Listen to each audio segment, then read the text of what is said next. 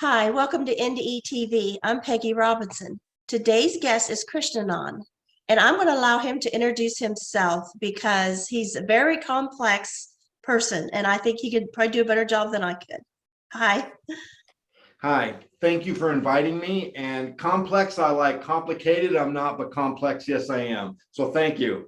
And so to introduce myself, yes, I'm Krishnanand is my spiritual name. That's the name I go by full time. I'm also, my worldly name is Spackey, which I think is going to be posted. And so, because I offer a variety of services to help people in very many ways.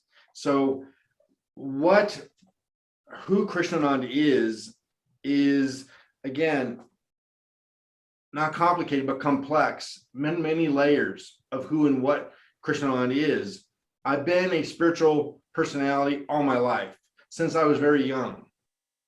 I've been studying and practicing mysticism and spiritual paths since I was a child. I was intrigued by it when I was born, like before I could read, and I learned how to read when I was 3 and 4, and was consuming volumes of spirituality and mystical knowledge throughout my entire life. I was, in the beginning, the irony here, Peggy, is that when I started in my youth, I did it because I thought it was bullshit. I thought it was garbage. I thought it was all made up stuff. So I wanted to be able to challenge and debate people in it, and I wanted to do it on their terms. But as I studied and learned it with this particular motive, I realized that it was all so beautiful and wonderful. And so right away in my youth, I was very mystical and very deeply involved. So I started off with this agenda of to prove how wrong it was, but instantly I found the truth and I saw the light of it. And I was like, well, this is actual. So now I know that it was a past life sanskar that led me to it, that led me to it in my own way to draw me into my spiritual life. So I've been living a very spiritual life my whole life. Can I say something real quick? Have you thought about making some kind of program for children? I mean, I would have loved to learn about spirituality as a child, in a child's level. I just got that idea in my head. Well, I think that's beautiful, and I agree. And listen, as a behavioral specialist at Spackey, an author of 4 books, video courses, what I've done in my career before my death experience, throughout my career, what I've done is I've done exactly that, Peggy. I've done my best to distill very complicated, very profound knowledges in ways that anyone can understand it. And so part of my method to my madness, you could say, the reason I'm a 6-time award-winning author is because I have what's called a voice in my industry as an author. And a voice is a particular brand and unique way of your own expression. And I'm sensitive to that. And I felt through my life as a counselor, as a spiritual trainer, and as an author, that it's my obligation to be able to explain very complex ideas and concepts in very simple ways so that anyone can understand them. Because what I had to go through, because I was gifted with a very powerful intellect from my youth, I was able to process everything from Aleister Crowley to these very profound, deep, complicated mystical paths and religions.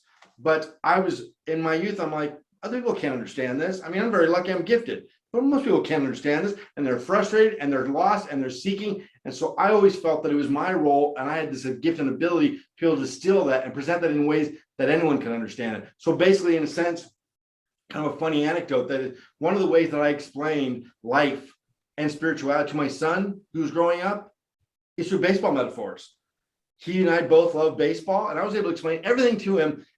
I'm explaining very complex things. I say, well, but it's like, it's like when you're a pitcher and you're on the mound, you're staring down a batter, I'd be able to give these metaphors that he could relate to understand very deep concepts in very simple terms. So I think that's very important. So I like to think that, excuse me, while the books and things that I write aren't specifically designed and geared towards children, I try to make it accessible to everyone, not just the super intellectual or the college educated or the mature people, but to everyone and anyone anyone that I can help. And my role and my obligation as a teacher, trainer, counselor, and guide is I have the responsibility to be able to distill that and refine that down to a process that you can understand, not for me to understand, for you to understand, based on your intellect and your level of understanding.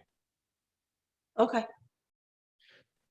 So yeah, the material that I produce, the workbooks, the video courses, again, we're talking about some very heavy, complicated concepts. I mean, spirituality is beautiful and simple, when you really understand it, but it takes a lot of knowledge to get there, you know? And so again, what all of my services do is just that. I'm trying to provide to you through the workbooks and through the video courses and things that I'm doing. I'm trying to provide to you a lifetime of knowledge in a way that's accessible and understandable to the common person that may not have that. So instead of you having to devour volumes and volumes of books like I have throughout my life because I love it and I can. So instead of you having to do that, so for example, I'll do a little promotion here. So my Kabbalah workbook, okay, this is downloadable in an ebook too, but here's the print version. This Kabbalah workbook that has a lovely, fun, pull-out color, so you can go along with it and you can look at what I'm referring to as you're reading it. And so this workbook is a lifetime of study through Kabbalah. I'm a true Kabbalist, and there's a lifetime of study that's distilled into this workbook that's maybe 60 pages. And so what you're getting is a lifetime of knowledge distilled down to something that you can use, not just understand, but to use, to apply it to your life without having to consume the volumes of material that I did. Okay. That's kind of the goal. Okay. So I'm going to tell you about the death experience. Sure. So let me back up. Now, normally I jump right in with, like, as my book starts with, on June 19th, I was killed. Bloody, mangled, dead on the street, killed. That's the first line of the book. But today, I thought I'd do something a little bit different. We're going to back up a little bit. I don't usually like to give a lot of pre-story, but I think it's important here. Because as we're already talking about, Peggy, that I had already spent my life before my death experience in spirituality and mysticism. I was already a third-degree ceremonial magician, already a master alchemist, literally certified master alchemist, taught by Dennis Hawkins from Mount College. I was already a practicing spiritualist and mystical modalities in all kinds of different modalities, from tarot, T, Ching, to astrology, proficient in all of them. So before my death experience even occurred, I'd already been to India 4 times, already been a pilgrim throughout the world. And so I'm deeply involved in my mysticism, my spirituality before my death experience. And I mention this because I think it's important to know that part of what sets my NDE experience apart from many others is that I already had a lot of this insight. And so at the IANS conference in Seattle, which I went to, which was my first exposure to NDE, the IANS is the International Association for Near-Death Studies. As I went to that conference, and one of the people there, one of the administrators of the entire conference, said to me in a kind of casual conversation, he says, you know, maybe you were able to retain so much from your NDE where most people don't, because you already had all this kind of prior knowledge. And suddenly it made sense. I was like, that's exactly right. I was able to retain so much more. My NDE didn't wake me up to spirituality and the significance of it. My NDE didn't even catalyze it. I was already there. And so really what it did is it didn't even like confirm it. I had no doubts already, and none. I was already living a spiritual life. But what it did do was raise it to a different octave. It detached me from many things that, while I wasn't living a worldly life exclusively, I was living a very spiritual life. At the same time, I feel now that my death experience, the reason for it, if there is such a thing, which there is, of course, is that I was qualified, you could say, capable and prepared to go to a whole nother level that I wasn't quite attaining, because I still did have, as spiritual as I was living, still did have some material attachments that couldn't serve my spiritual progress. And they were nothing harmful, they were nothing wrong. My worldly relations with my partner, she was beautiful, and we were very connected and very together and very spiritual together. And again, as a counselor, all of my worldly experience was not totally worldly. I was still living a very spiritual life. But so initially with my death experience, I was kind of like, so why am I going through this? Like, I didn't have to get rid of all this stuff. This was healthy stuff. This was good stuff. And it wasn't that it was bad. It was that it wasn't enough to serve my next level of growth. I think that's an important thing to note again, that prior to my death experience, I'd already spent my life dedicated and committed to my spiritual progress and evolution. Was already far above many people on the planet. And I'm not saying this in a prideful ego way. I'm simply saying an objective truth that I picked up in this lifetime in 1966 when I was first born, already on the path and already involved with these things. I already had an automatic kind of insight and understanding of them. Yeah, that was already your thing, Yes, yes, because very much. yeah, like most of us, we don't know this stuff till after we start seeking what is this. You already had that Right. background, so that's amazing. And that's what was confusing me is I met all these people, these NDE experiences, and they went from, well, I went to bed one night and I was this worldly person that didn't give a shit about these things, to suddenly I was transformed into this supernatural event and suddenly woke up spiritually. I'm like, so I know it happened to you. You needed to wake up, but why it happened to me? Now, keep in mind, as I described my death experience to you, what I went through was nothing standard of the death experience. So let me explain the death experience itself. On June 19th, I was killed. Dead, mangled, and bloody on the street. What happened was this. I'm in my office. I had created a private practice as a counselor. I had barely an education, but I became known throughout my community through LA as the guy to go to. They nicknamed me the cavalry counselor, the guy to go to when no one else can solve your problems. Go to this guy. And I was honored to do it. So I'm in my private office, in a corner office overlooking the park, in this wonderful situation with a beautiful woman that I was involved with, deeply connected, a single parent. My life was just gold in many ways, but I was also, as anybody can be frustrated and have some stresses. And suddenly I had a full schedule and I had 3 clients text to reschedule, which it happens. One here and there happens, but 3 in a row has never happened before. And suddenly I have 4 hours to kill, 4 hours where I've got nothing that I can do.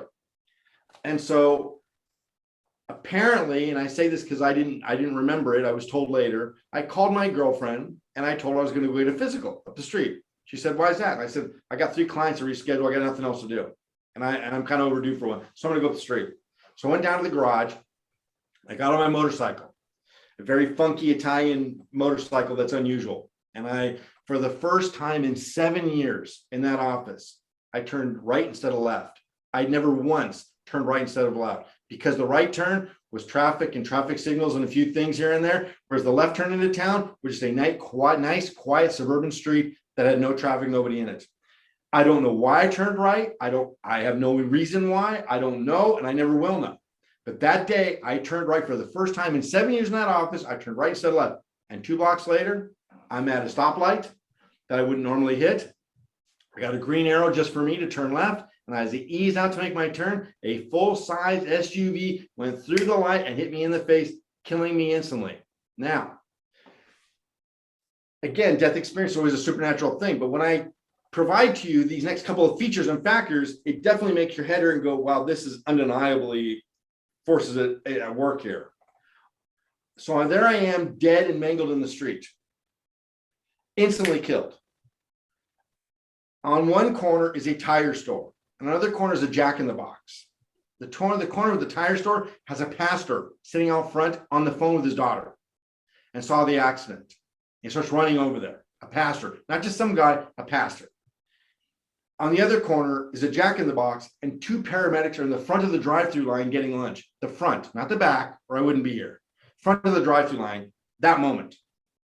The pastor begins to pull my body from the wreck. And people are yelling at him, no, leave him alone, paramedics are coming. And he says, screw that, and he pulls me from the wreck. And I am dead, blood from my ears, my nose, my mouth, and my eyes. I am absolutely dead, no heartbeat. And he begins to read my last rites. I'm getting tears as I think of it. The divine grace and intervention that put a spiritual personality, a man dedicating his life to God, on the corner when I was killed. I'm not Catholic, but it doesn't matter. The bottom line is a spiritual person was on that corner, not just somebody. And that's the first person that's cradling me, holding my head in his hands as I'm dead. And he's reading my last rites. In a few moments, the paramedics rush over and shove him out of the way. And they try to revive me, and they do. And I'm in a stage 3 Glasgow coma. Now, that is synonymous with death. In the paramedic and hospital and medical community, literally what they do when someone's in a stage 3, they shrug their shoulders and say, well, it's up to God now. There's nothing they can do. They've got your heart beating again, and 85% of people in a stage 3 never wake up. And the few that do, very rarely recover. So I'm in a stage 3 Glasgow coma. And I can tell you this, while all this is going on, I did not have the float above and watch the accident scene that you often hear about in death experiences from floating.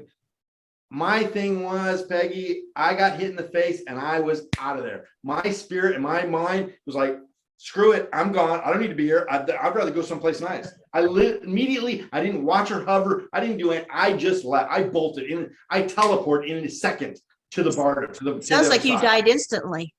Yes, I was killed instantly. And again, I didn't hover, nothing like that. I wasn't coming back. So I bolted.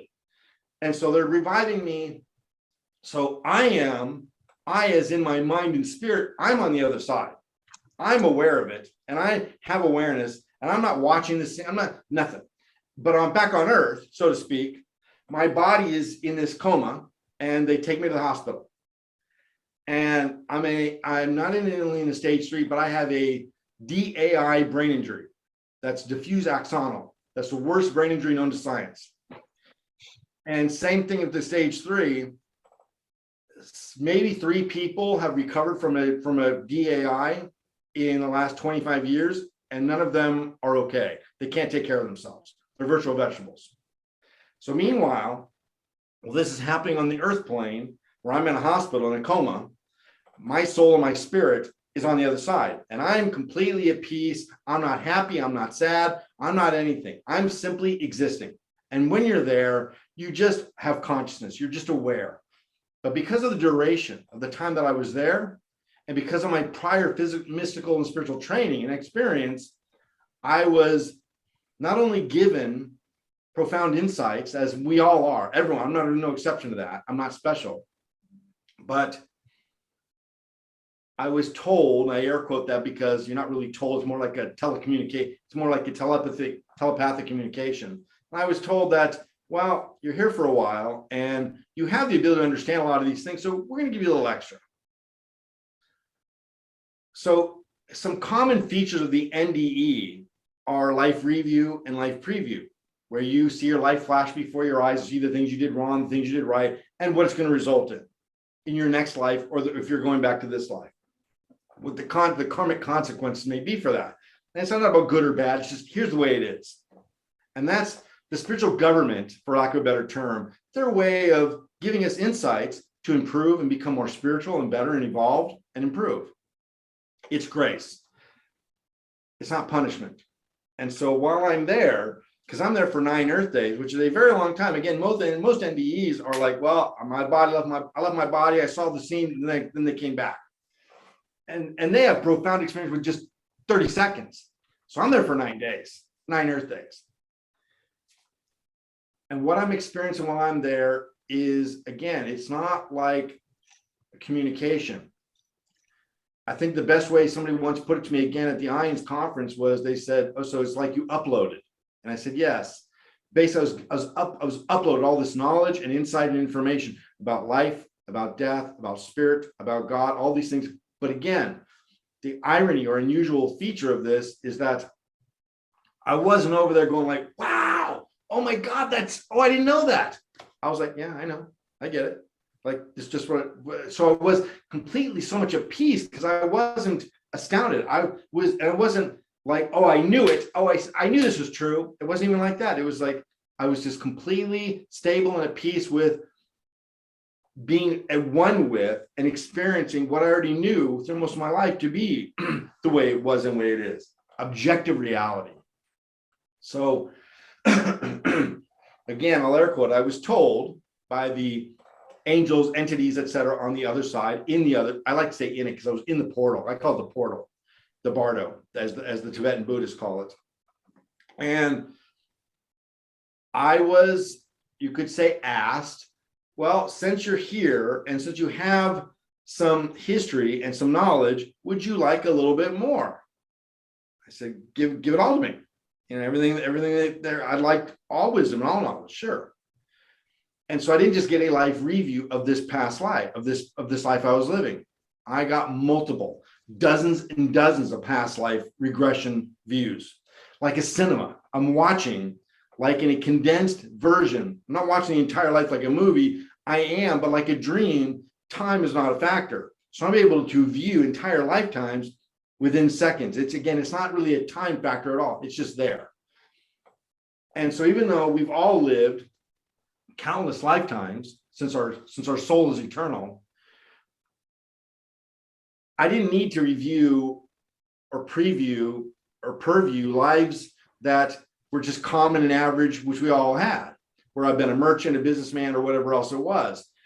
I was only reviewing lifetimes that had to do and pertain or were relevant to my spiritual progress over thousands of years. Who I was 5,000 years ago, back in the Egyptian times, and back in the inceptions of some of the world's religions. And I wasn't Jesus, I wasn't Buddha, I wasn't any of these. I was an observer, a witness. I was a virtually trivial personality that was there at the time, as many of us were, and I just watched it going on. And so in this case, I'm having life reviews of all these lifetimes, where I'm watching these dramas unfold, and I'm getting the true insights of how these things actually started and how they evolved and what I went through. Now, don't get me wrong, I've also getting lives that are very personal that didn't have to do with like world religions. So, for example, one of them, I was involved with some ceremonial ritual in Stonehenge, and this is around the 14th century, 15th century. And that's a story that's going in the book that's very significant. And basically what I was seeing was, I'm seeing my soul's journey through spiritual progress and evolution, knowledge and information and practice, and searching and seeking and trying to really get the spiritual journey correct, so that I can evolve and I can transcend material consciousness and transcend material reality and never have to reincarnate again, so that I can evolve and transcend and go beyond it. That is our ultimate goal. When they say, is there a purpose in life? Yes, our purpose in life is to transcend life, to become pure spirit. So I'm watching these dozens and dozens of lifetimes that are kind of progressing and then falling backwards and progressing and falling backwards, lifetimes of being spiritual, lifetimes of being corrupt in spirituality and religions, lifetimes of being virtuous, lifetimes of just getting it so close, but getting it not quite right either. And what I'm gaining from this while I'm in the bardo, I'm just this floating head of consciousness in there. And I'm watching this and realizing that I've been on this path a long time, as we all have, trying to perfect the spiritual process, to transcend human consciousness and human material consciousness and reality, to liberate and become pure spirit. And it's daunting, because when you see firsthand how much time and effort you put in to evolving and growing and getting out of the loop of reincarnations, and yet every time you thought you were so close, there was some tiny point that you were missing. And of course, the spiritual government, the spiritual agency that's there kind of nurturing and guiding you through this, they're very, very affectionate, very, very nurturing while you're there, is always reminding you and providing you with the proper insight of what the missing links were, what the little tiny things you were doing wrong, which simply was something so basic and so simple. And I know it's going to sound corny and cliche and oversimplified. It's real simple: surrender, devotion, and love. And those are synonyms. Those aren't separate things. Devotion, surrender, and love to the divine power. That's it. And so as I teach and train people in mystical modalities, the overall theme, from tarot to astrology to the readings that I provide through the spiritual triangle, really is about trying to bring people to just that simple awareness that all this stuff is useful, all this stuff is beautiful, all this stuff is profound, but also all simmers down and distills down to simply surrender and love to the divine power. Let go of your will and your ego and surrender to that. So my death experience while I was on the other side in the portal in the bardo was exactly that. I'm watching a cinema of multiple lifetimes. Meanwhile, when I come back to my body 9 days later, on my birthday, by the way, so there was a pastor on the corner, a paramedic on the corner, and now I'm waking up from on my birthday.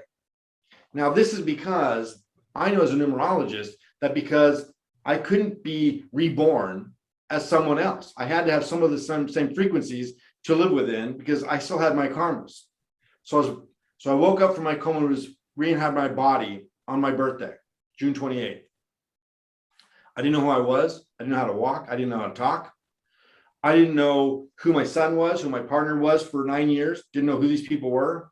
I couldn't identify them. I was told, I was like, what's a son? What's a girlfriend? I don't even know what that is. And I'm watching everything from hospital attendants to my family members, and they're all identifying themselves with these names and these people. And I'm like, why do you think of these people? Because what I'm seeing in everyone that I'm encountering is I'm seeing this long string of personalities and people and identities that they've been for many, many lifetimes. That you're not just this, you're all of these things. I'm seeing their composite whole, not just the compartmentalized. Now, over time, as I was told I would never walk, never talk, my family was told he'll never wake up. If he does, he will not be able to walk. He will be virtually a vegetable. That's guaranteed. I've defied science. I've become a 3-time medical miracle. I'm functioning very well. I have a few little defects as a result, but they're relatively minor. And so I become a 3-time medical miracle. So I'm having this extraordinary medical experience that's supernatural, and this death experience that's heavy-handed and very, very profound. And again, I'm not diminishing others. All death experiences are very profound and very insightful.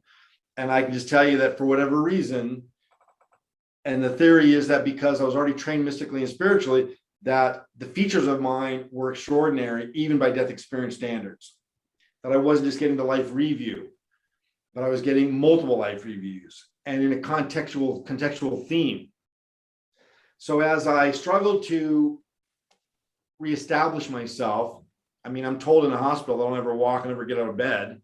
And by the way, I can't make sense of any of this. I can barely understand English, human language. I can't speak. When I say I can't speak, I'm not saying that I couldn't voice words. Like I didn't know how to speak. I was like an infant. I said I didn't walk. I'm not saying that I was broken. I'm saying I didn't know how. I didn't remember how to walk. I was like an infant. So I had to learn all this from scratch. And as I'm learning this from scratch, my memory's not coming back. I don't know who I am, and it seems irrelevant to me. I am a soul.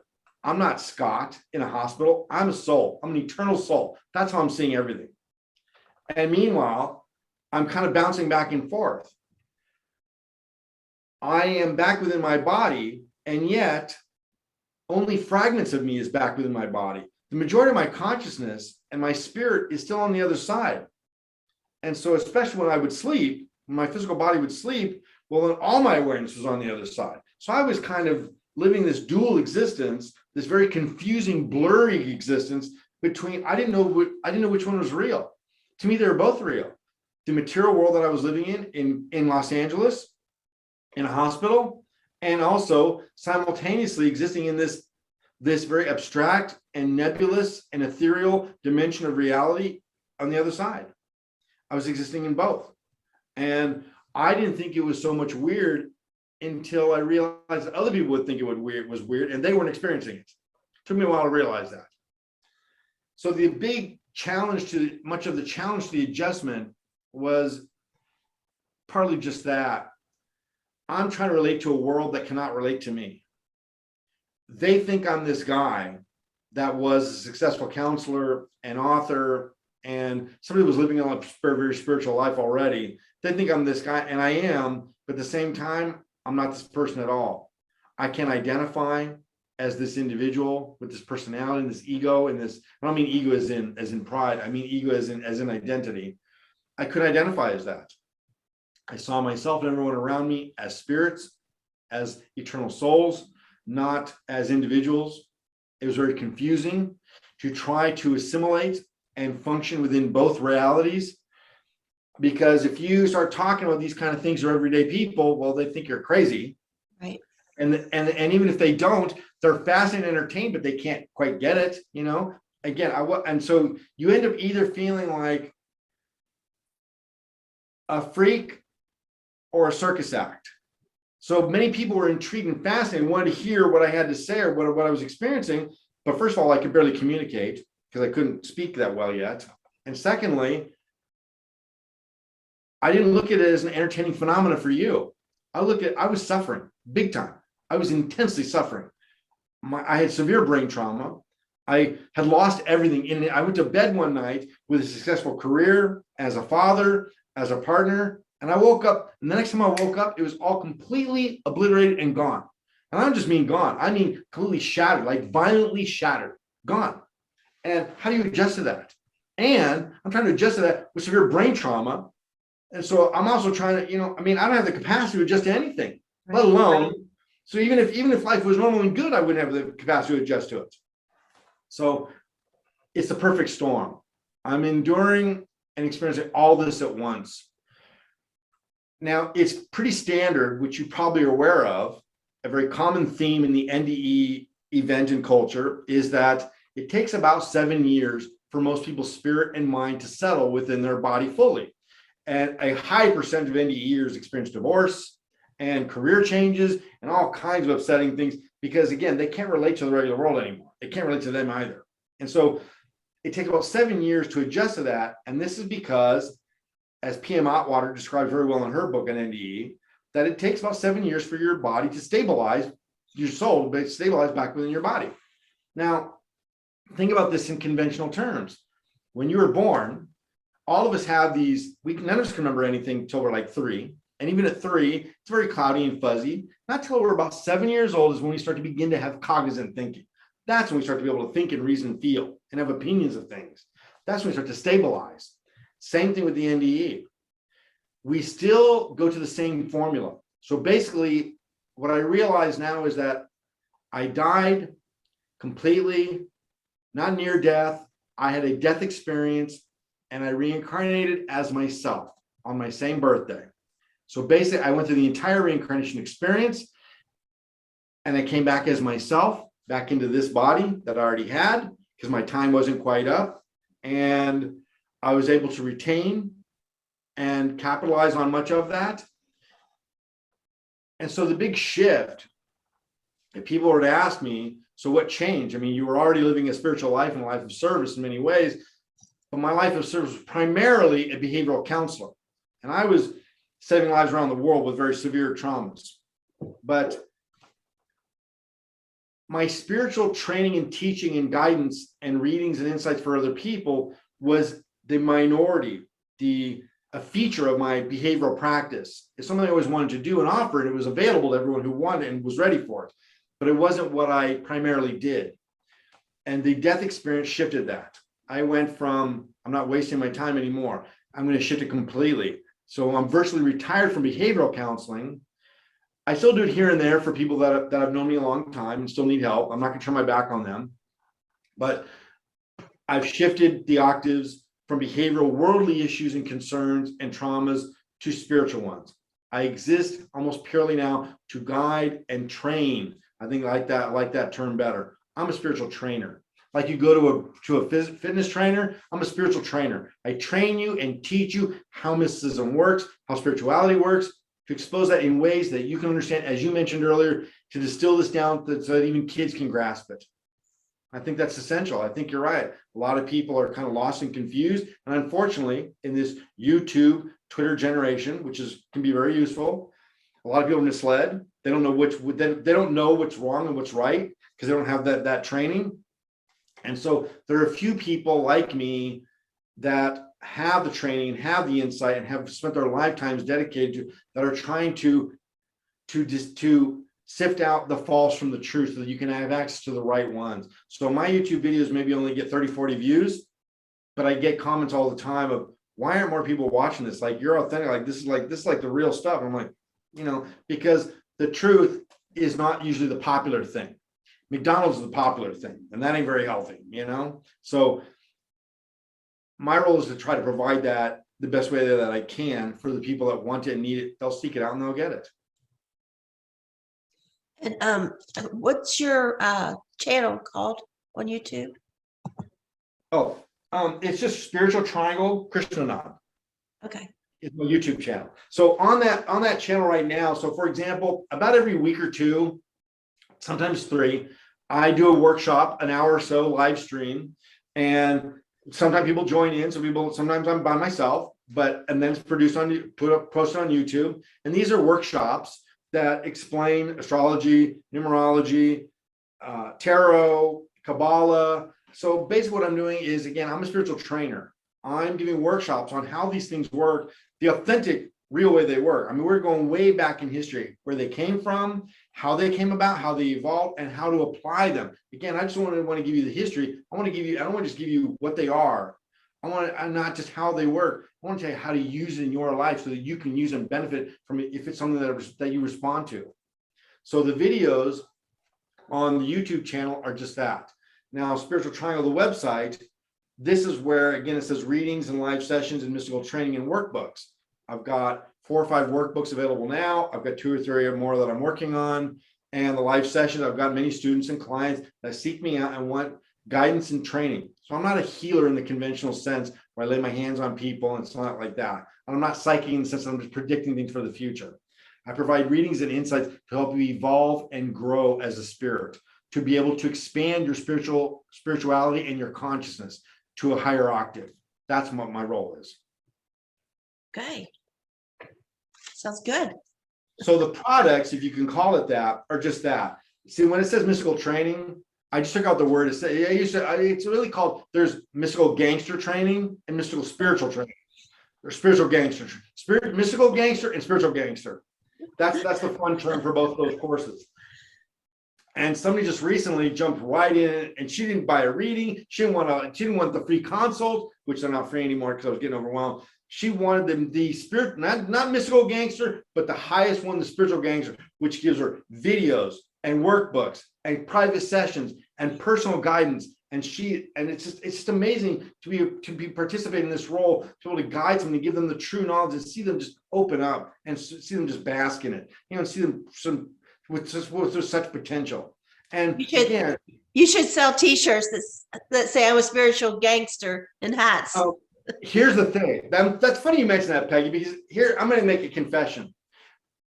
When I was living in Washington, after my death experience, I lived there in isolation for about 3 years. It was I'm getting tears. I mean, it was a very beautiful but very challenging time. Mount Rainier saved my life. It's a very spiritual entity there. And so while I was in Washington, I found out about this cult. I was living in Yelm, Washington. I found out that there was this cult, like 20 minutes away from where I was living in the woods. And this cult is it is a cult, okay? It's veiled by like some spiritual thing, and I can't remember even their name. Been around since the 80s, and somebody's like channeling this divine entity from like the planet Venus or whatever, and it's just complete hogwash. But when I went to their website, because I was intrigued, because I was driving past them all the time, went to their website, and they had these merchandise, and they said spiritual gangster, and I just thought that was such a great term. Did they? And so I took it, I plagiarized it, and now I offer the spiritual gangster course because I do love it, because I don't look at my spirituality as a gentle, peaceful thing. It's intense, it's passionate, it's climactic, it's ecstatic. I'm not into spirituality because I give it for peace and calm. I like that too. But for me, spirituality has always been something that's very intense, very electrifying. God is gentle and beautiful and loving, but God is also powerful and potent and ecstatic. And so what I'm in it for, you could say, is the ecstasy. And so through mystical training and spiritual training, the gangster courses are just that, to catapult you from basic understanding that you'll find on your YouTube channels, etc., to something more profound and something that will personally be customized for you to be able to break through to your next octaves. That's interesting what she said about not in it for the calm, because I see meditation as like people trying to be calm and centered, and where you and I are like, no, we want the high. Yeah, and see, everyone that's trying to do it all calm, they're all complaining. I must be doing it wrong because I'm not getting it. I'm like, no, you're not doing it wrong. You're doing the wrong thing. So what I teach is I give people ecstatic meditation. I give them active instead of passive one. So instead of sitting there trying to calm and quiet your mind, good luck. Your nature of your mind is to think. So I have a workshop that's called Meditation Madness, and it shows a monkey with a cell phone, because it's a monkey mind. And what I'm doing is I'm dispelling all that. I'm showing that the reason you're not getting anything out is because you're not doing it wrong. You're doing it right. That's the wrong thing to do. and I give them active meditation that require intense emotional involvement to engage with what you're doing, to get involved with your passion, your heart, and your will. Then it starts to break through and makes big changes. I want to feel the realm in my fingertips. Don't we want a spiritual orgasm, so to speak? Yeah. You know, I don't want to feel calm. No, I don't want to be like a dog or a cat that's all calm. I don't want to be an animal. No, I'm a human being. I have passion. I have feeling. I have the capacity for emotion and thought, and I want spiritual ecstasy. Yeah. And the wisdom. Oh, I mean, it's that space. It's the wisdom. It's the knowing. It's the ecstasy. It's that. What you do when you talk to people, I mean, you do this because it feels good. You enjoy it. You get off on this process and exchanging these. You get off on it. It feels exciting. And this is the mistake that most people are making. The conventional world is trying to teach you that you're doing it wrong if you're not getting some kind of like peace, calm state. And I say, no, you're doing it wrong if you're not getting ecstatic, impassioned, intense state. That's what I want excitement. I want the bolt of electricity. I want the bolt out of the blue.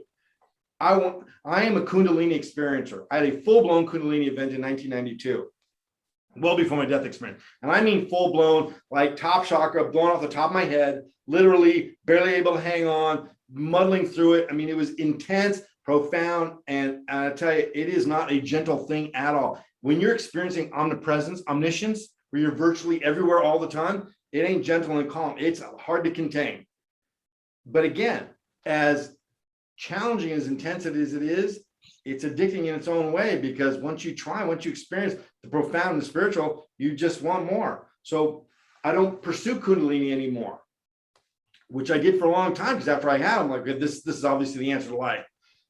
And now I do follow a more peaceful path of just surrender and devotion, a bhakti yoga path. And as I sacrificed what I felt was a sacrifice of my Kundalini experience to something more gentle, supposedly, or more divine love oriented, I thought that I was sacrificing something. And then I first experienced what we call bao in Sanskrit. Bao is spiritual ecstasy that is only given to you through the grace of a divine power. It's not something that you do. It's something that's grace, that's given to you through grace. And when you experience bao for even 1 second, because it doesn't last long as a human being, because you're material minded, but for that 1 second, you're dedicated to it for the rest of your life, because it is true, perfect, divine love, which is unblemished, unconditional, and it is perfect. And it is dualistically peaceful and calm and completely reassuring, like everything is good. You have this absolute awareness of this, and at the same time, you're coming out of your skin. It's intense. I mean, again, I'm sorry to say, be crude, but the best way I can describe it is a spiritual orgasm. Now, do you have some kind of exercise that people can do that that just gets them into there? Like if I try to explain to people, it would probably be in prayer and rejoice and get in, the love of God, and like pop or Christian, the pop music. I'm sorry, I'm sick. I'm having trouble with words. The Christian music gets me sometimes into that space, like really quickly. Yeah.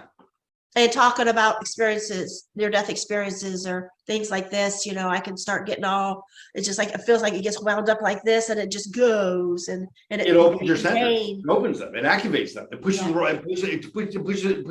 pushes the on button. Yeah, that's right. And so, yes, my workshops, the video courses, and especially the yoga workbook. Again, the yoga workbook, this thing is, I'll show it to you. I just thought of here's the yoga workbook. This is 80 pages, okay? And this thing, it teaches you everything you need to know about yoga, all the 8 paths, and how to use it, and teaches you how to meditate and exactly what you're talking about. So yes, it gives you detailed, step-by-step instructions, how to meditate, to experience ecstatic states, what to use, how to do it, what to set as an environment. So I'm not just teaching you theoretically, I'm giving you the actual ways to apply it so you can sample it yourself. And I'm not telling you this is the only way. I'm giving you access to all the different ways so you can sample the ones that fit for you, the ones that you're drawn to. Again, ceremonial magic, etc. And so the addition to this book recently was the Bhakti Path. I put a whole new chapter in there that the Bhakti Path includes that teaches you exactly that, the ecstasy and the tool of kirtan music, of spiritual music. And I don't care if it's Gregorian chants or Sanskrit kirtan. Yes, this music is the spirit of the soul. And so that is a profound and a very required, because here's the thing. Our mind needs something to focus on. We can't blank it. Try it. You can't blank your mind. The nature of your mind is a thing. You can't tell it to shut up. It's not going to shut up. What you can do is give it something to think about. Give it something divine to think about. It's going to think anyway. So why not, instead of coffee and why not instead of lunch, why not give it something like kirtan or chants or Christian music to think of and to focus on? I can't focus on a candle flame for too long before I get bored, Right. But I can focus on the presence of my guru, the presence of God, the images in my meditation room that surround me in that, everything that I've got from Tibet, from around India. My meditation room is sacred. It is an atmosphere that is purely just these spiritual visual tools. And I've got my kirtan going, which I was doing this morning. Got my kirtan going. I understand what the kirtan is, what it means. I've got the words for it. I'm singing along with it. I know what it means. And I'm just emotional. I'm having emotion. I'm involved with it. I'm engaged. I want to be involved. Yeah. So yes, the question you ask is the answer is yes. The material that I'm providing, my work in this world now is to provide that the knowledge and how to apply that knowledge. And again, I just got back from Egypt.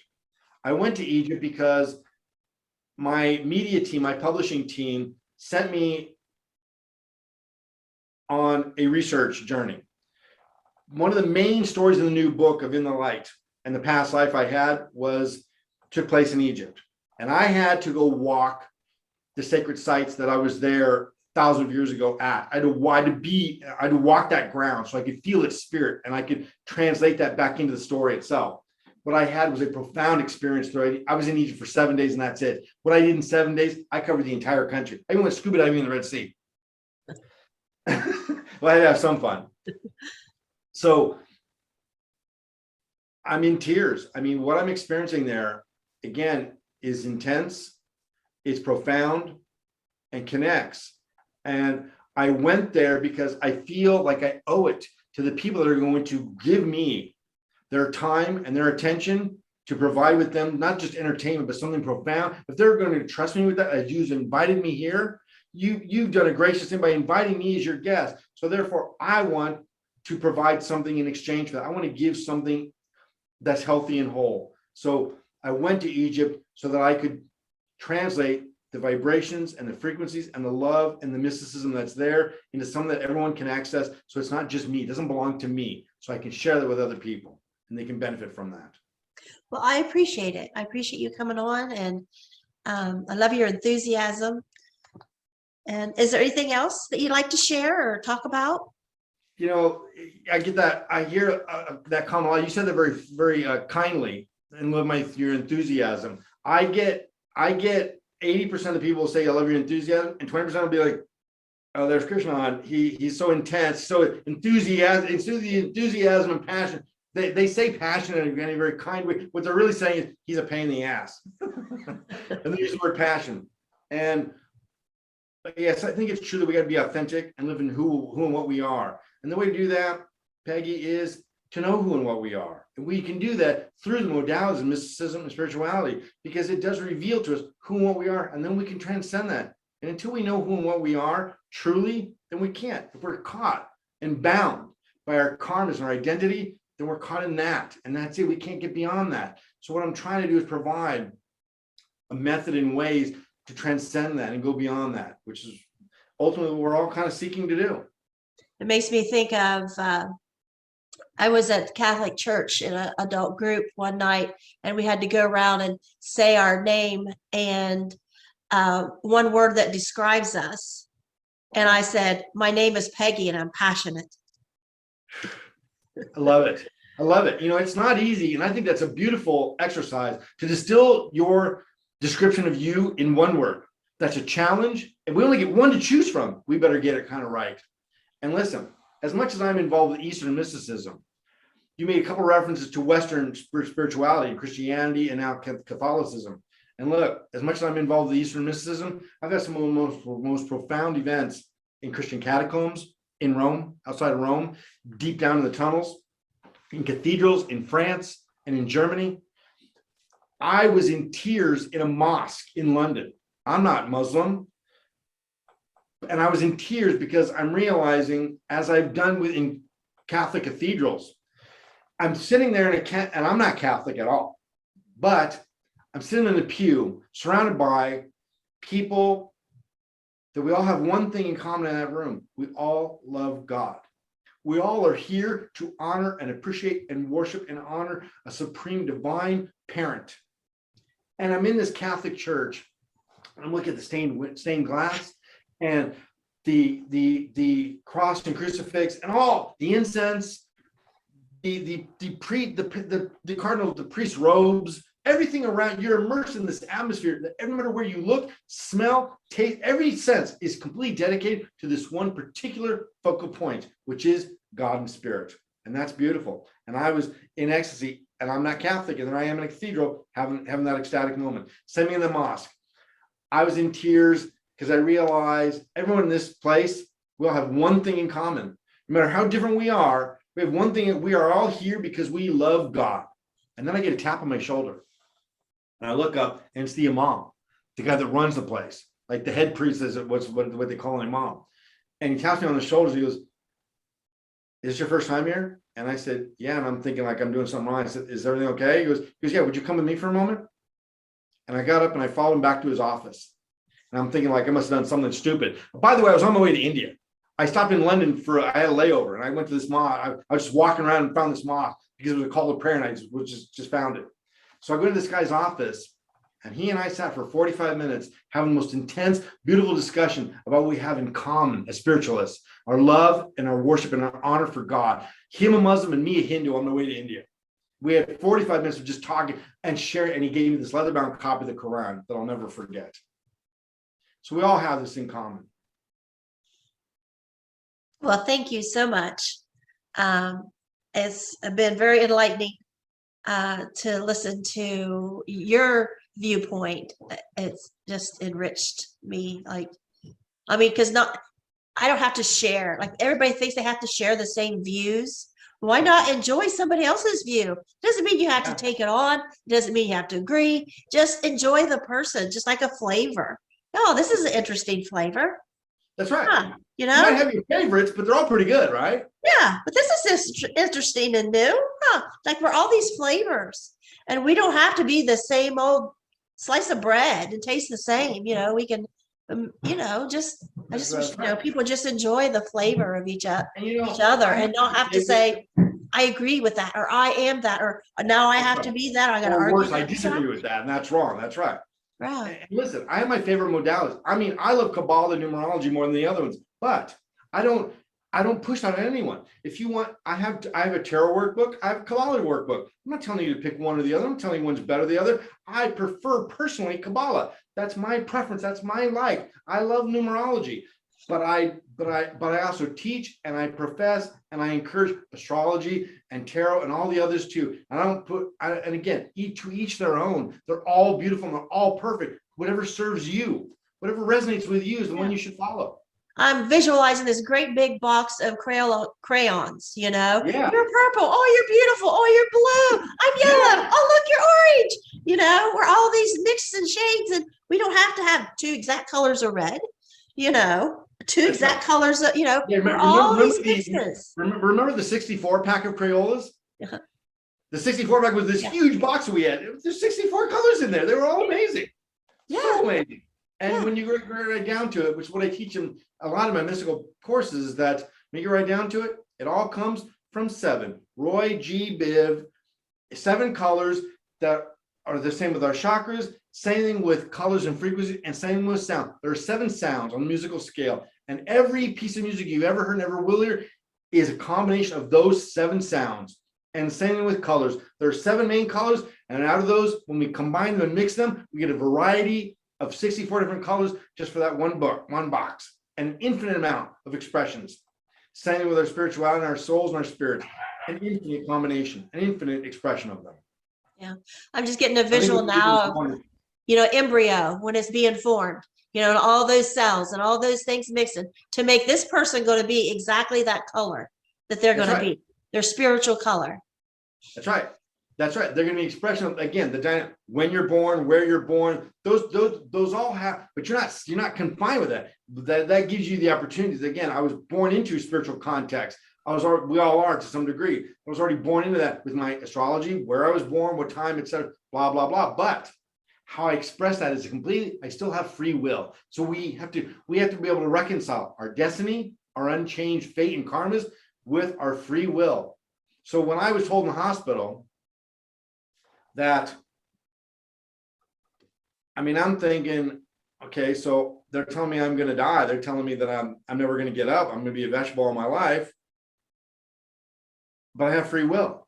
So that's what they're telling me. And I wasn't like, oh no, I'm like Nike. Oh, just do it, man. I wasn't like that at all. I was like, I can't live like this, and I have free will. So this is my fate. This is my destiny. I could not avoid this event, but what I do with it is up to me.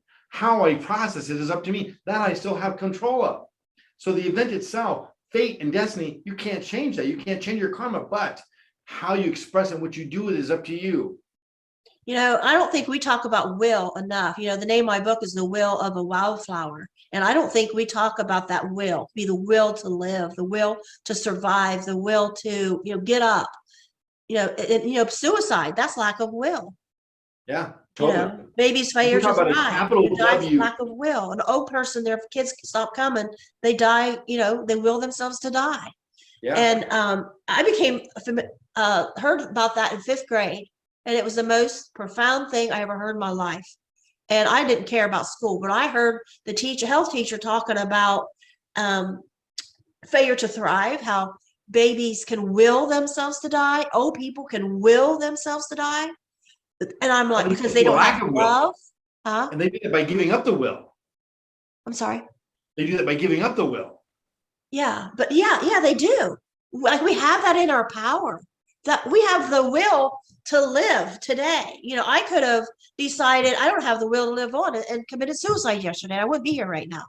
I could have made that choice. And an old person, they's like, I just don't want to live anymore. My kids didn't come. It was my birthday. They didn't call. We can just decide I'm going to die, whether it's going out and doing something to commit suicide or like, baby and an old person that's that close to the other side anyway, that they can just, even a baby, if you stop and think about it, they inherently know I'm supposed to be loved. Something's missing here. And they don't have the will to live. And it goes out throughout our life, our will every day to live, to get up, to do things. It does. When I was in the hospital and my first real realization, when they're telling me that again, I can't talk, I can't move. They're telling me, if he lives, it's going to be really bad. And I realize I'm in that moment, I'm hearing this, I'm thinking, okay, it's time to give up. Like I will just will myself to die because I'm not going to be a burden to everything that I love. And that's all they're telling me, that I'm going to be a burden. I'm not going to be able to do anything. I was always a guy that took care of everyone and provided, and now I'm going to be a burden. So I'm just going to do them all a favor, and I'm going to give up the will to live, and I'm going to give up the will, and I'm just going to fade away. And then the Akashic entities, the spirit, the angels, said to me, okay, that's sensible, that's practical, but what if you did triumph over this? What if you did? What kind of example would you be then? And so the first words that I could speak when I was in the hospital was when I looked at my girlfriend and my son.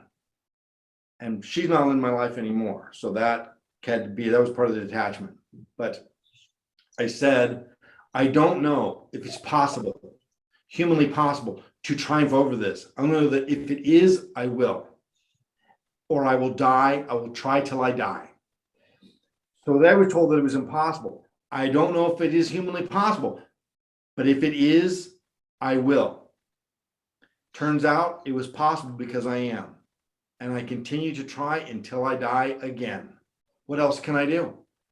What else can I do? Life can be very long or life can be very short. I might as well get busy and I might as well give it a try. And that is where will comes in. I got to tell you, that word will with a capital W is probably the most used word in all my literature. Because I talk a lot about will, and I agree. I think it's very underestimated. I don't think enough emphasis. See, in mystical modalities, especially in ceremonial magic, magic is about exporting and producing and manifesting your will in a beautiful way, and in a spiritual way. And again, when we combine our will with a spiritual intent, this is when we truly start to transcend and evolve. Yeah, it's amazing. I mean, it's just when you stop and think about will. I mean, we talk about love, we talk about hate, we talk about other emotions, but will is just like our survival instinct. And it's our choice. But it's a thought, what we decide. Yeah, to what we live. choose. And how we choose to live. That's right. It's our choice. Yeah, the other things you say, like love, let's face it, either happens or it kind of doesn't. You know, it kind of like takes place.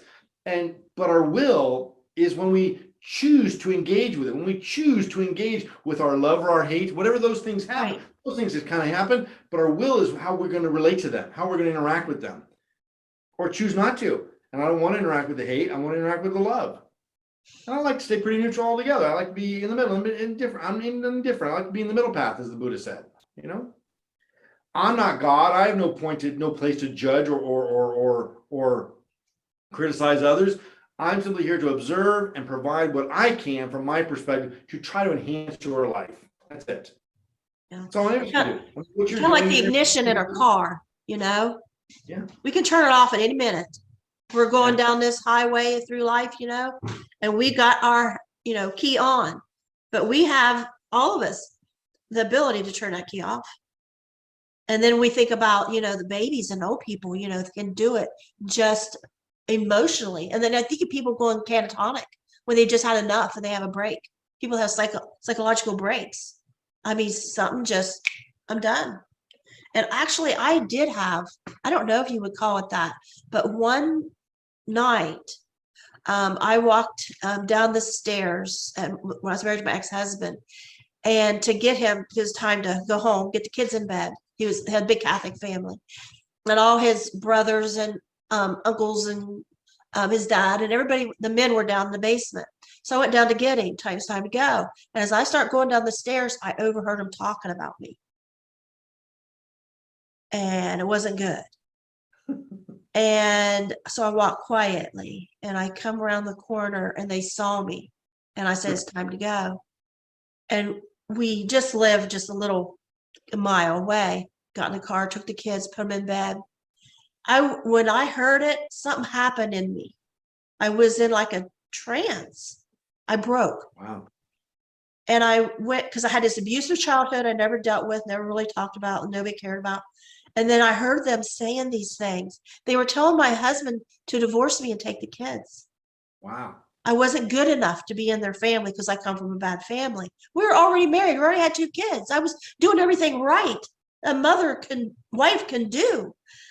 And I heard that. And I assumed, I guess, he would believe them and listen to him and do it. Because I saw him sitting there listening and not defending me. He was just, wasn't shaking his head yes or no. He was just listening. They're all standing. So yeah. And so after I put the kids in the baby beds, I went, and we lived in a trailer, and I went and sat on the toilet in the bathroom, of course. And I broke. I died. And I felt it. And my husband come in and looked at me. And I don't know what he saw, but he said, please don't do this. Please don't do this. And I felt I was disappearing. I don't know if I would have went catatonic, but I was going deep somewhere else. I couldn't live in this world anymore. And they were going to take my babies. They were going to take my family, my husband, my kids. They were going to take it. And in my mind, they already did. It was going to happen. And I couldn't live. And I couldn't live. And I was gone. I was going, almost gone. And I was in a depth. I was going, and he was pacing. He started her. I could like this was happening, but like in a corner of my eye, like we say peripheral vision, I could see him pacing up and down. And don't do this, don't do this. And something in me, like almost like the pit of something. I thought about him out here. It was like I don't want to say out of body experience, but because I got sick a year ago and I had like this tiny little out of body experience, but kind of like putting it in that category right now. But it was like going inward and dying. And I mean, it was actual spiritual death. And I think I would have went catatonic. I think he would have had to call the squad and carried out his stiff body. Like I've been in a mental hospital, just like that rest of my life or something. And but then as I'm almost at the depths, it felt like I thought, wait a minute. I started focusing more on him pacing. And he's saying, don't do this, don't do this. And I thought, wait a minute. His mother was mentally ill and in and out of mental hospitals all the time. She had the electric shock treatments and all that. And I'm thinking, he's seeing something that he knows from seeing his mother growing up in me right now. He knows what's happening. Yeah. And I can't do this to him. And I come back. He saw that you were having a break. He saw you were having a break. And I can tell you, Peggy, what you just described, you had a near-death experience. Really? Keep in mind, yes, you did. You don't have many death experiences. And again, PM Atwater, she's a tremendous authority in these areas. She's a wonderful author and profound spirit dedicated her life to the NDE experience. And you don't have to die physically, have a physical death to have NDE. Many NDEers have what are not physical deaths, but have a spiritual, mental, emotional break and separation. And so it does, and they have the exact same symptoms and features of the near-death experience. And so you had everything you described. You qualify. You actually had a near-death experience. You qualify, and this, what I would assume, is probably what you're drawn to. This particular field that you've decided to dedicate your time to help share this is because you yourself have had one. So if I'm the first one, let me be the first one to say, you, Peggy, are an NDEer. Welcome to our club. Oh, I've had 2 NDEs. Yeah, Oh. I've had 2 NDEs. Well, I guess you've had 3 then. Huh?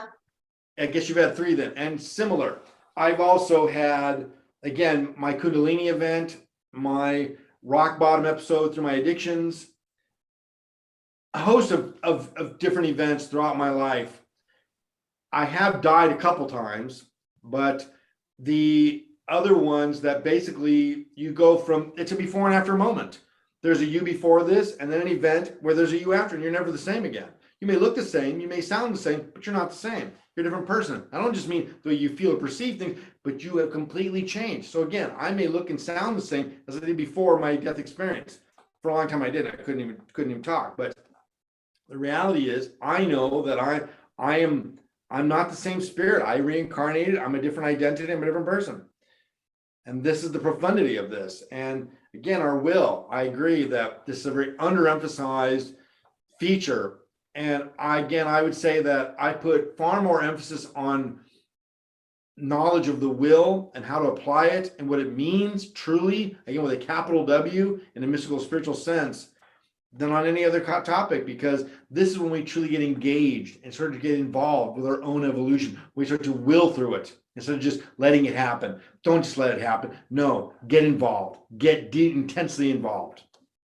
I just remember something right before I went to the bathroom. I was in the living room and I grabbed this picture of Jesus off the wall and I carried it with me, and I was holding it as I was sitting on the toilet. And when I come back, I went to hang it up. I looked at the writing on the bottom. It says, "Forgive them, for they know not what they do." And I would go to that every time I would feel sad, scared, alone, whatever. I would go and stand right in front of that and read that. "Forgive them, Father, for they know not what they do." And this is why the spiritual person has given us these axioms. So because in that one sentence is a volume of wisdom. Yeah. And so much of what you need every day to endure the world is in that simple phrase. Forgive them, for they know not what they do. If they know what they do, well, then it's hard to forgive them. But most people, 80, 90% or more that are doing ill and doing wrong, they know not what they do. They're not doing it intentionally. And when we keep that in mind, then we can forgive, because sometimes the only way we can forgive is to realize, you know what, they're like children. They don't know what they're doing. Because otherwise, if we feel it's intentional, well, then we're not going to forgive them. So it is that path. And again, what Christ is doing is giving us this formula to transcend these rather trivial material concepts that we endure in the world. Yeah. And, so many people say, oh, forgive them, forgive them. And I'm always thinking that never feels right with me. It's like, what does my forgiveness mean? Ask God to forgive them. That's right. It's up to God to forgive. It's not me. I don't decide. I don't have the authority or the power to forgive. I'm just a dumb human. I have nothing. So again, when somebody asks me for forgiveness, I say, well, I don't have the authority to forgive you. If you want, don't worry about it. Whatever you did, that's between you and God. It has nothing to do with me. Right. You do something to me, well, it's not a big deal. Like, I've been around for eternity and so have you. So it's not a big deal. So yeah, I don't have the authority to forgive. Don't ask me for forgiveness. You already have it. Before you ever did anything to me, you already have it. It's already done. You're a flawed soul like I am, and hopefully I'm forgiven too. But that's between you and God, but just like mine is between me and God, nothing else. I come home crying from work one day when I worked at Children's Services. And this was after years of dealing with one coworker. And one day it broke me. I was holding it in. One day I come in, the house was quiet. And I sat on steps, going upstairs alone. I sat there and I said, God, why is she getting by with this? Because I was the type of person, I never stuck up for myself. I didn't know how to fight. It was just like on me every day. This woman just wouldn't leave me alone.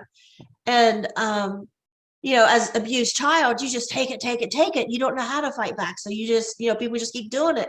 And so I sat down one day because I knew I was trying to do right. And every day what I was doing at Children's Services for family. So why was I getting this, to keep me from, doing my job well and wanting to quit and to get away from it? And so I'm like, God, why are you doing this? I said, won't you do something to her?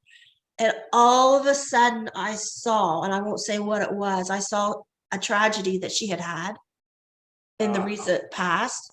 And I'm like, oh my gosh. Oh my gosh. Oh my gosh. The reason her defect exists. And that's what I get as a counselor. When I'm seeing when people are brought to me, they're so evil and so corrupt and they're so damaging. And then I get to know them and I see why they're that way. And instantly it turns into empathy and sympathy and mercy. Then I have no judgment. I'm like, look, if you were them, you'd be doing the same. If you went through what they went through, what caused this, you'd be doing it too. Yeah. It's the direct path to forgiveness. Well, it was actually not why she was that way. It was something horrible happened during the middle of she was being this way. And she had been punished in an awful, horrible way. And I didn't know the world worked like that, I'm getting a notice that says your bandwidth is low. Are you? Yeah, we're going through too much energy here.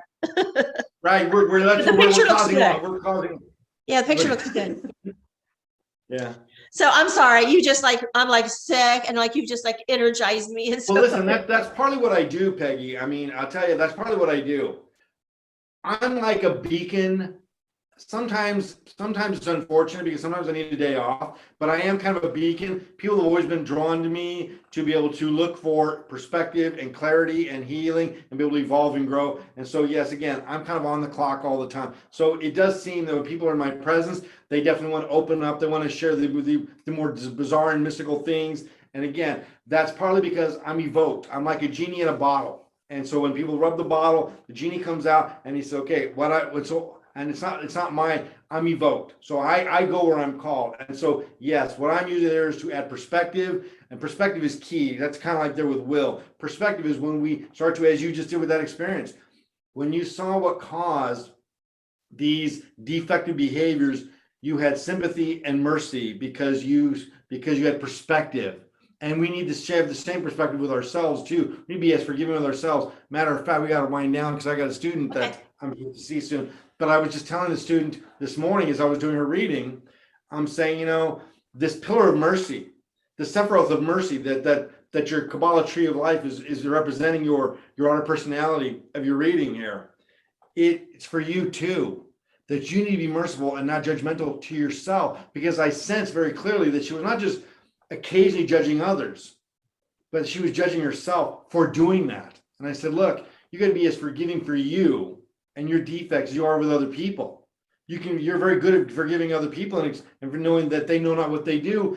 But what about you too? You're flawed too. Yes, you should continue to be hard on yourself and try to grow and improve, but also forgiving to others and yourself, because you are one of God's children too. Yeah. Yeah. I think we all have our different level of forgiving of others and forgiving of ourselves. Oh yeah. Like I know some people like they're so, you say one wrong thing and like they could be family. I'm like, I'm never speaking to you again. I'm like, or you Right. don't even know what you even said or did, and they're not speaking and they won't talk. And then I just like, I take a lot, it takes a lot for me to say, I think I'm done now. Yeah. And when I'm done, I'm done. But it takes a lot to get there. And then I'm approachable too. Even if I say I'm done, if they can come back and say, well, it's Yeah, right. Yeah, me too. Me too. I'm like, oh, no, I'm done. So I'm not social with that person. But then when they need help, I'm not gonna turn my back. right. I'm retired from clinical counseling, but the reality is, all my old existing clients and families know, look, I'm not gonna turn my back on them. They Right. trusted me. I'm the one that helped them when no one else could. And if they reach out to me, even though I'm retired, I'm kind of like, I don't need clinical counseling anymore. I'm kind of burned out on all that. But at the same time, I'm like, if I don't help them, where are they going to go? They're going to go to some worldly doctor that's going to medicate them and destroy them. And I'm not going to turn my back on them. I can't take the responsibility on part-time or my convenience. When you're there to help, you got to be there full-time all the time, no matter. God doesn't turn his back. He doesn't go to sleep. He's on the clock all the time. So we're his servants, and we got to be on the clock too. My husband's always saying, well, they just did this and that and the other thing to you, and you're just going to go help them. I'm like, yeah, but they're just going to do it again. It's like, I know they will. They'll do it again. Peggy, give yourself the same forgiveness and the same mercy. Give yourself. Let's both enter a pact that today we're also going to give ourselves some understanding and some clarity and some latitude. All right. Well, thank you so much. All right. Well, thank you. Bye-bye.